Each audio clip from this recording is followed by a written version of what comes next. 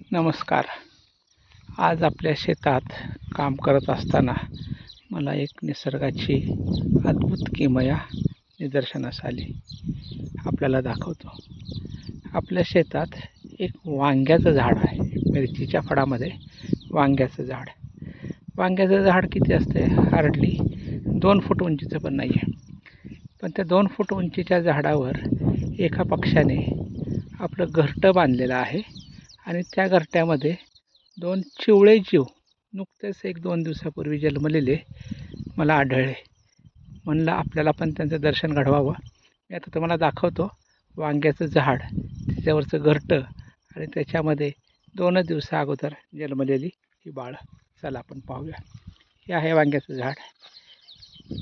याच्यामध्ये हे पहा, आत्ता त्याच्यावरती येऊन पक्षी बसला. मगाशी मी गेलो त्यावेळेस पक्षी नव्हता. त्यामुळं मला हे पहा, पक्षी उडाला आणि हे ते झाडांमध्ये येथे चिवळे जीव आपण पाहू शकतो. मांसल गोळे हे बघा, वळवळ करतायत,